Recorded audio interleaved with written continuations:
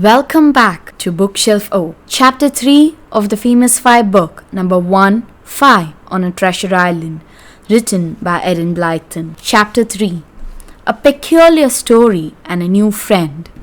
The three children stared at George in the greatest surprise. George stared back at them. "What do you mean?" said Dick at last. "Kirrin Island can't belong to you. You're just boasting." "No, I'm not," said George. "You ask Mum. If you're not going to believe what I say, I won't tell you another thing. But I don't tell lies. I think it's cowardly not to tell the truth, and I'm not a coward." Julian remembered that Aunt Fanny had said that George was absolutely truthful, and he scratched his head and looked at George again. How could she be telling the truth? "Well, of course we'll believe you if you tell us the truth," he said. "But it does sound a bit unlikely, you know. Children don't usually own islands, even funny little ones like that." "It isn't a funny little island," said George fiercely. "It's lovely. There are rabbits there as tame as can be, and the big cormorants sit on the other side, and all kinds of gulls go there. The castle is wonderful too, even if it is all in ruins." "It sounds brilliant," said Dick. "How come it belongs to you, Georgina?" George glared at him and didn't answer. "Sorry," said Dick hastily. "I didn't mean to call you Georgina. I meant to call you George." "Go on, George. Tell us how the island belongs to you," said Julian, slipping his arm through his sulky little cousin's. She pulled away from him at once. "Don't do that," she said. "I'm not sure that I want to make friends with you yet." "Fine," said Julian, losing patience. "Be enemies or anything you like. We don't care. But we like your mum, and we don't want her to think we won't make friends with you." "Do you like my mum?" said George, her bright blue eyes softening a little. "Yes, she's great, isn't she? Well, all right, I'll tell you how Kirrin Castle belongs to me. Come and sit down here in this corner where nobody can hear us." They all sat down in a sandy corner of the beach. George looked across at the little island in the bay. It's like this," she said. "Years ago, Mum's family owned nearly all the land around here. Then they got poor and had to sell most of it. But they could never sell the little island because nobody thought it was worth anything, especially as the castle has been ruined for years." "Imagine nobody wanting to buy a little island like that," said Dick. "I'd buy it at once if I had the money. All that's left of what Mum's family owned is our house, Kirrin Cottage, and a farm a little way off, and Kirrin Island," said George. "Mum says when I'm grown up it'll be mine. She says she doesn't want it now either, so she's sort of given it to me. It belongs to me. It's my own private island, and I don't let anyone go there unless they get my permission." The three children stared at her. They believed every word George said, for it was quite plain that she was telling the truth. "Oh, George," said Dick. "You're so lucky. It looks like a really nice island. I hope you'll be friends with us and take us there one day soon. You can't imagine how much we'd love it." "Well, I might," said George, pleased at the interest she had caused. "I'll see. I've never taken anyone there before, though some of the boys and girls around here have begged me to, but I don't like them, so I haven't." There was a little silence as the four children looked out over the bay to where the island lay in the distance. The tide was going out. It almost looked as if they could wade over to the island. Dick asked if it was possible. "No," said George. "I told you it's only possible to get to it by boat. It's further out than it looks, and the water is very, very deep. There are rocks all around it too. You have to know exactly where to row a boat or you'd bump into them. It's a dangerous bit of coast here. There are a lot of wrecks about. Wrecks? Cried Julian, his eyes shining. I've never seen an old wreck. Are there any to see? Not now, said George. They've all been cleared up, except one, and that's the other side of the island. It's deep down in the water. You can just see the broken mast if you row over it on a calm day and look down into the water. That wreck really belongs to me too. This time the children really could hardly believe George, but she nodded her head firmly. Yes, she said. It was a ship belonging to one of my great-great-great-grandfathers or someone like that. He was bringing back gold, big bars of gold, back in his ship, and it got wrecked off Kirrin Island. Oh, what happened to the gold? Asked Anne, her eyes round and big. Nobody knows, said George.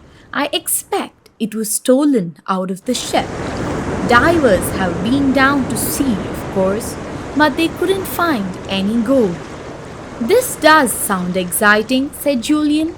I wish I could see the wreck. Well, we might perhaps go this afternoon when the tide is right down, said George. The water is so calm and clear today, and we could see a bit of it. Oh, how wonderful, said Anne. I'd love to see a real live wreck. The others laughed. Well, it won't be very alive, said Dick. George, how about a swim? I must go and get Timothy first, said George. She got up. Who's Timothy? Said Dick. Can you keep a secret? Asked George. Nobody must know at home. Well, go on. What's the secret? Asked Julian. You can tell us. We are not sneaks. Timothy is my greatest friend, said George. I couldn't do without him. But Mum and Dad don't like him, so I have to keep him in secret. I'll go and fetch him.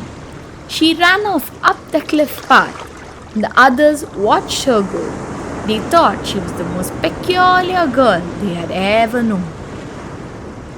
Who can Timothy be? Wondered Julian. Some local boy, I suppose, that George's parents don't approve of. The children lay back in the soft sand and waited.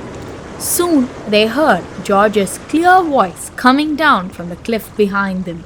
Come on, Timothy, come on! They sat up and looked to see what Timothy was like. They saw no boy, but instead a big, brown, mongrel dog with an absurdly long tail and a big wide mouth that really seemed to grin. He was bounding all around George, mad with delight. She came running down to them. This is Timothy, she said. Isn't he perfect? As a dog, Timothy was far from perfect. He was the wrong shape, his head was too big, his ears were too pricked, his tail was too long, and it was quite impossible to say what kind of a dog he was supposed to be. But he was such a mad, friendly, clumsy, laughable creature that every one of the children adored him at once. Oh, you darling, said Anne, and got a lick on the nose. Isn't he brilliant? Said Dick, and gave Timothy a friendly smack that made the dog bound madly all around him. I wish I had a dog like this, said Julian, who really loved dogs and had always wanted one of his own. Oh, George, he's great. You must be really proud of him. The girl smiled, and her face altered at once and became sunny and pretty. She sat down on the sand, and her dog cuddled up to her, licking her wherever he could find a bare piece of skin. I love him to bits, she said. I found him out on the moors when he was just a pup a year ago, and I took him home. At first, Mum liked him, but when he grew bigger, he got terribly naughty. What did he do? Asked Anne. Well, He's a chewy kind of dog, said George. He chewed up everything he could. A new rug Mum had bought, her nicer shoes, Dad's slippers, some of his papers, and things like that. And he barked too. I liked his bark, but Dad didn't. He said it nearly drove him mad. He hit Timothy, and that made me angry, so I was rude to him. Did you get told off? Said Anne. I wouldn't like to be rude to your dad. He looks fierce. George looked out over the bay. Her face had gone sulky again. Well, it doesn't matter what punishment I got, she said. But the worst part of all was when Dad said I couldn't keep Timothy anymore. And Mum backed Dad up and said Tim must go. I cried for days, and I never cry, because boys don't, and I like to be like a boy. Boys do cry sometimes, began Anne, looking at Dick, who had been a bit of a crybaby 3 or 4 years back. Dick gave her a sharp nudge and she said no more. George looked at Anne. Boys don't cry, she said obstinately. Anyway, I've never seen one, and I've always tried not to cry myself. It's so babyish, but I just couldn't help it when Timothy had to go. He cried too. The children looked with great respect at Timothy. They had not known that a dog could cry before. Do you mean he cried real tears? Asked Anne. No, not quite, said George. He's too brave for that. He cried with his voice, howled, and looked so miserable that he nearly broke my heart. And then I knew I couldn't possibly part with him. What happened then? Asked Julian. I went to Alf, a fisherman's son I know, said George, and I asked him if he'd keep Tim for me if I paid him all the pocket money I get. He said he would, and so he does. That's why I never have any money to spend. It all has to go to Tim. He seems to eat an awful lot. Don't you, Tim? Woof! Said Tim and rolled over on his back, all his shaggy legs in the air. Julian tickled him. How do you manage when you want sweets or ice cream? Said Anne, who spent most of her pocket money on things of that sort. I don't manage, said George. I go without, of course. This sounded awful to the other children, who loved ice cream, chocolate, and sweets. They stared at George. Well, I suppose the other children who play on the beach share their sweets with you sometimes, don't they? Asked Julian. I don't let them, said George. If I can never give them any myself, it's not fair to take them, so I say no. The sound of an ice cream van's bell was heard in the distance. Julian felt in his pocket. He jumped up and rushed off, jingling his money. In a few moments he was back again, carrying 4 fat chocolate ice cream bars. He gave one to Dick and one to Anne, then held out one to George. She looked at it longingly but shook her head. No thanks, she said.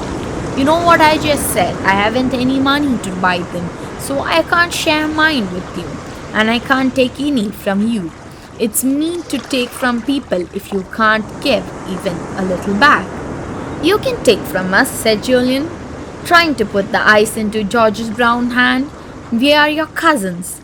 No thanks, said George again, though I do think it's nice of you. She looked at Julian out of her blue eyes, and the boy frowned as he tried to think of a way to make the obstinate girl take the ice. Then he smiled. Listen, he said, you've got something we badly want to share. In fact, you've got a lot of things we'd like to share, if only you'd let us. You share those with us and let us share things like ice cream with you, okay? What things have I got that you want to share? Asked George in surprise. You've got a dog, said Julian, patting the big brown mongrel. We'd love to share him with you. He's great. And you've got a lovely island. We'd be really excited if you shared it sometimes. And you've got a wreck. We'd like to look at it and share it too. Ice cream and sweets aren't as good as those things, but it'd be nice to make a bargain and share with each other. George looked at the brown eyes that gazed steadily into hers. She couldn't help liking Julian. It wasn't her nature to share anything. She had always been a lonely, rather misunderstood girl, fierce and hot-tempered. She had never had any friends of her own. Timothy looked up at Julian and saw that he was offering something nice and chocolatey to George. He jumped up and licked the boy with his friendly tongue. "There you are. You see, Tim wants to be shared," said Julian with a laugh. "It'll be nice for him to have 3 new friends." "Yes, it would," said George, giving in suddenly and taking the chocolate ice cream bar. "Thanks, Julian. I will share with you, but promise you'll never tell anyone at home that I'm still keeping Timothy." "Of course we'll promise," said Julian, "but I don't think that your dad or mum would mind as long as Tim doesn't live in the house." "How's the ice cream? Is it nice?" "Oh, the best I've ever tasted," said George, nibbling at it. "It's so cold. I hadn't had one this year. It's simply delicious." Timothy tried to nibble it too. George gave him a few crumbs at the end. Then she turned and smiled at the 3 children. "You're nice," she said. "I'm glad you've come after all. Let's take a boat out this afternoon and row around the island to have a look at the wreck, shall we?" "Yes!" said all 3 at once, and even Timothy wagged his tail as if he understood. With that, we come to the end of chapter 3 of the famous 5 book number 1, 5 on a Treasure Island. Do let me know down in the comments below any other book you guys would like me to read to you, and do share your feedback if you guys have any points to improve. And until next time, tata bye bye from Arafa.